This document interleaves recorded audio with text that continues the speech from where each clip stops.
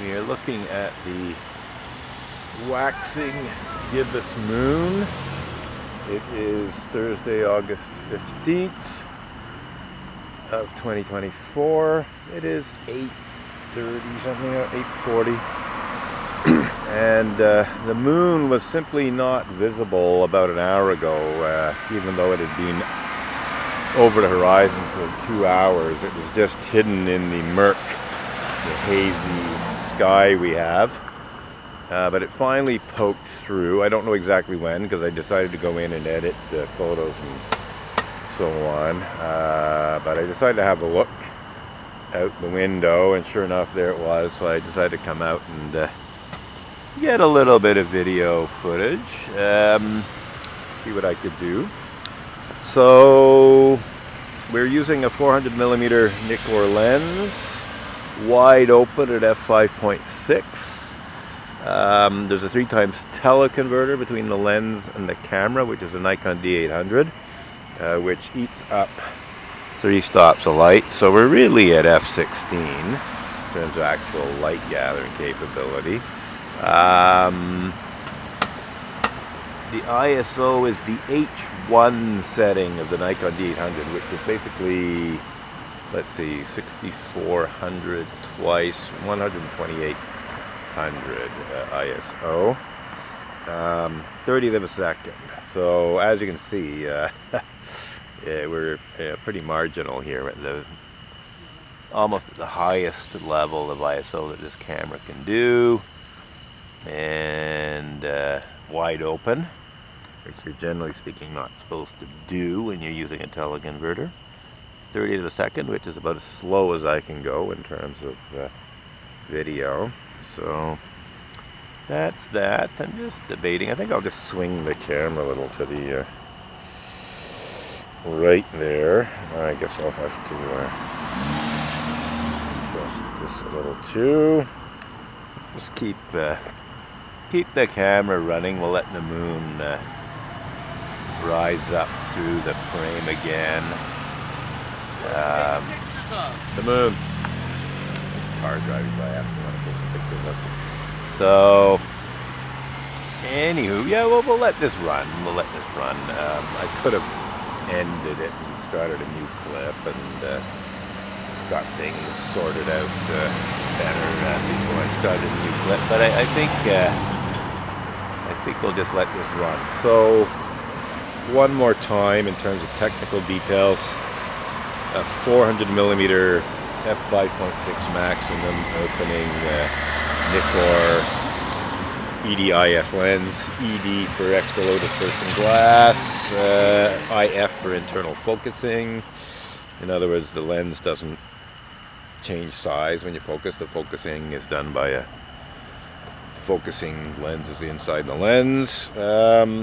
Fairly compact lens. It's about 9 inches long from back to front, maybe a little more than that, 10 shall we say, 25 or 250 centimeters. In any case, I guess it's 25 centimeters. So anyhow, wide open. We have a 3x teleconverter between the lens and the camera, 3x Teleplus Pro 300 by Kenko.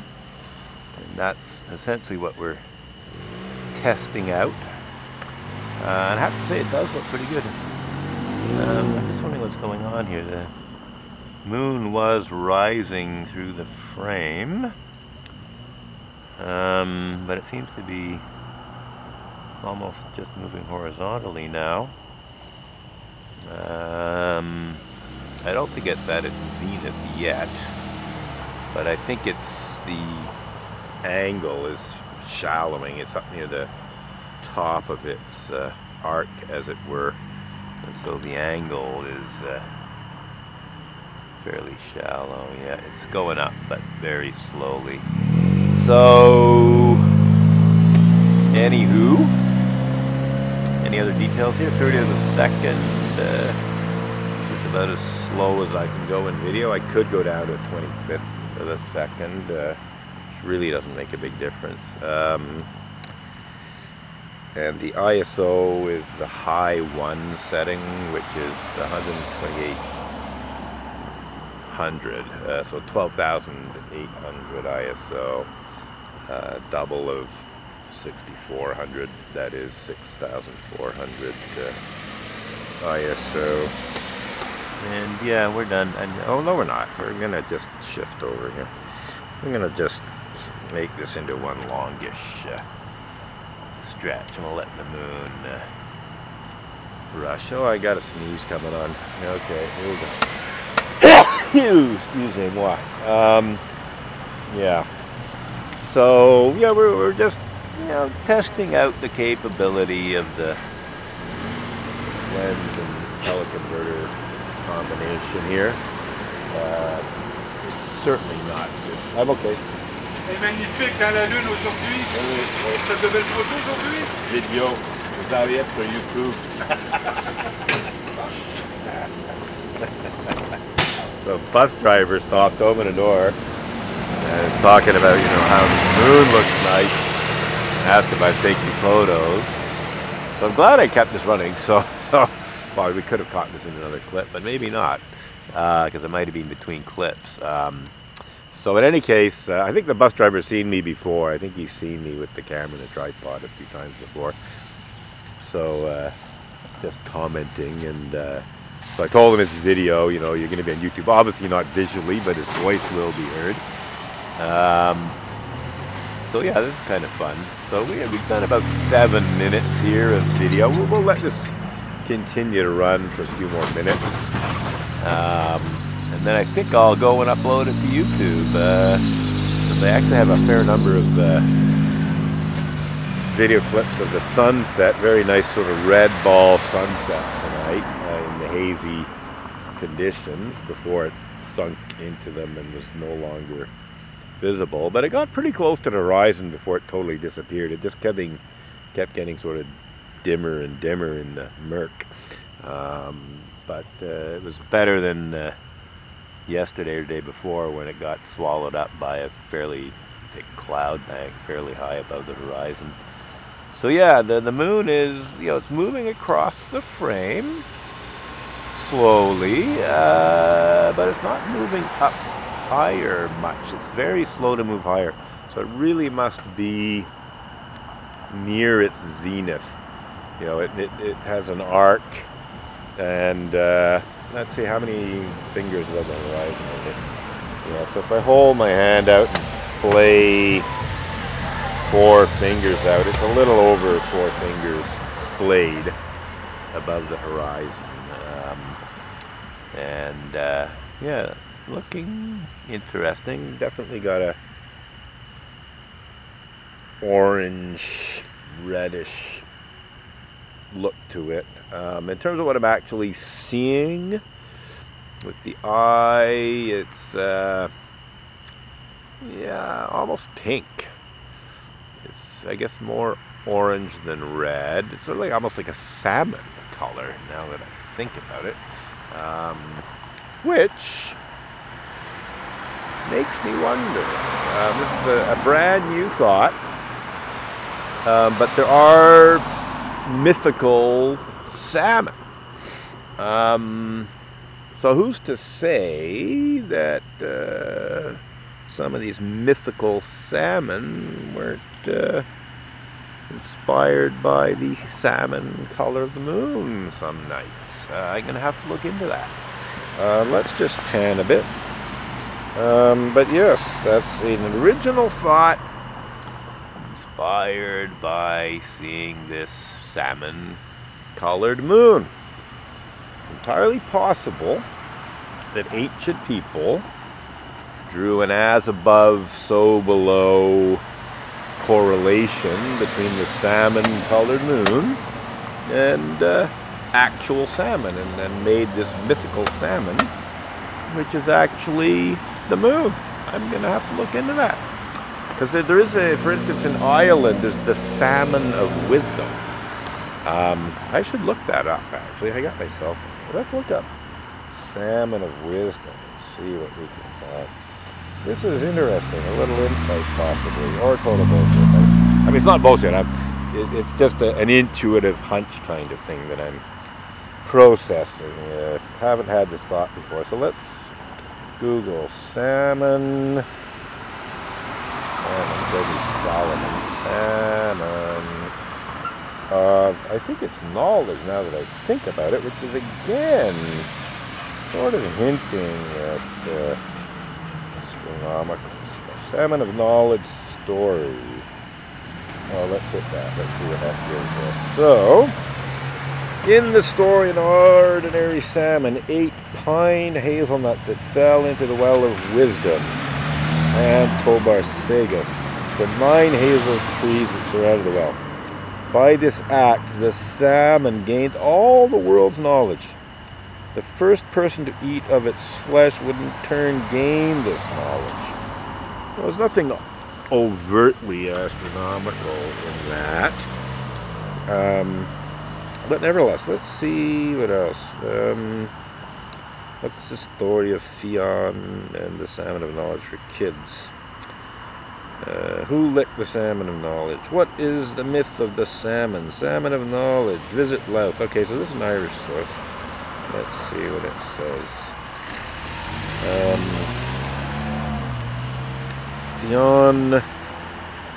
Fionn MacCumhaill, also known as Finn McCool, became the leader of Na Fianna, a band of warriors responsible for the safety of the High King of Ireland. His fame is most notable in relation to 2 stories, the salmon of knowledge and his role in the pursuit of Diarmid and grain. Well, that's interesting. Grain can mean sun. The salmon of knowledge in Irish and Bradan Fesa is a creature from the Fenian cycle of Irish mythology. Noticing the moon getting up the top of the frame there. According to Irish mythology, the first thing to ever come into creation was a hazel tree, and in its branches was contained all the knowledge of the universe. So sort of like tree of knowledge idea. This hazel tree flourished over the well of wisdom, Tobar Sagas, within which lived a great speckled salmon. Do we see speckles here? Do we see speckles on the moon? Where are we here? Yeah, so the story goes that the salmon ate the hazelnuts, which on one occasion fell into the well, thus acquiring all the wisdom of the universe. Oh, the universe. We're talking astronomical stuff here. We're talking the whole universe, which implies the night sky and everything.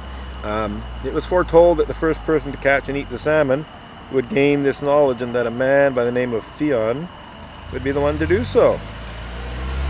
So, yeah, I think it's possible that there might be a link here. Let's just readjust things. Bring the moon back over there. Let it rise up through the frame. And yeah, we're going to keep going here. We got 6 minutes and 30 odd seconds of recording time left. We're on a little roll in terms of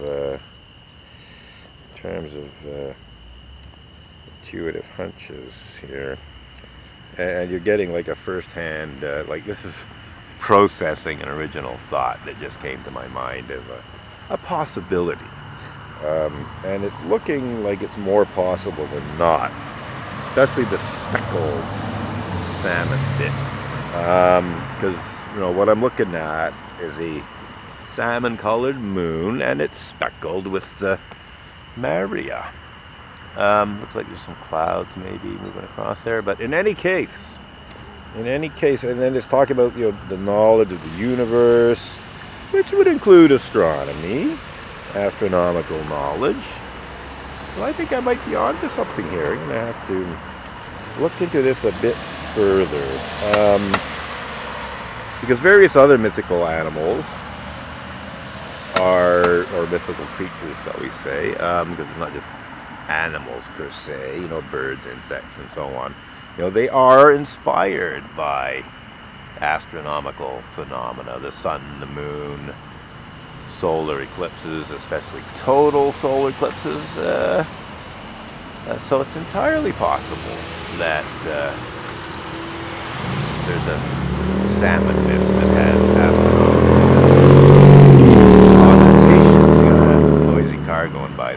see the moon is, I think it's moving into cloud. It might even become invisible again in a short while. I think, oh, we're going to let it go, but I am, take myself on the back here for this little intuitive hunch I had in terms of the salmon of knowledge, possibly being inspired by the salmon color blue. Let's see here. This is going to be interesting to look into this a bit further. Sort of getting distracted by other things.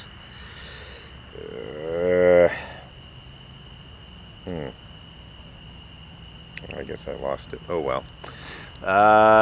Yeah, okay, so it was moving into cloud, but then it seems to be coming out again.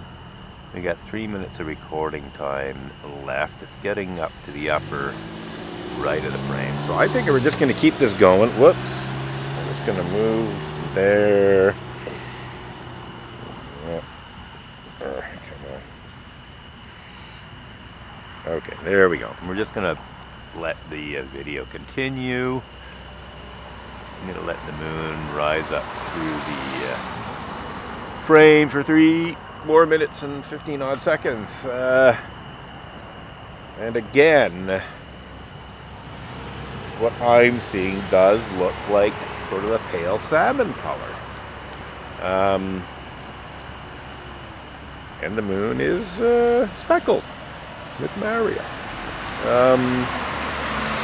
So, definitely a possibility, a real possibility that there's a connection between the salmon-colored speckled moon and the speckled salmon of knowledge in ancient Irish mythology.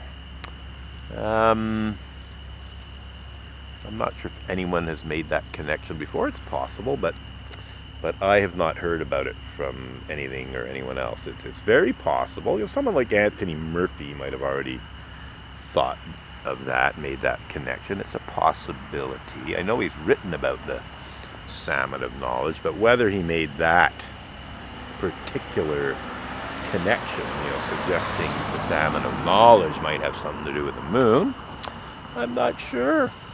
I'm not sure, because I didn't really read or hear too much about what Anthony Murphy had to say about the salmon of knowledge. So yeah, we got 1 minute and 45 seconds. I'm just going to let this run to the end of it. This camera records in 20-minute segments. I can get a maximum of 20 minutes and then it just ends. Other cameras will go for 30 minutes and others less. Older ones, you know, the newer ones go for 30 minutes. And now some of them can record video pretty well continuously, or certainly for longer than 30 minutes. But this is an older DSLR, and for whatever reason, Nikon limited the recording time to 20 minutes maximum, probably to prevent overheating issues. But then if you're using it 20-minute clip after 20-minute clip after 20-minute clip, you're still going to have overheating issues. 54 seconds left, and no more blue in the sky. But we had a little intuitive hunch tonight while we were recording, by making that connection, you know, like looking at the color moon and describing its color, you know, reddish, orangey, pinkish, and hitting on salmon color. Because regardless of what it looks like in the video, in terms of real life, naked eye observation, it's definitely kind of pinkish and pale. And it's speckled. It's speckled. Great speckled salmon in the sky. That's it.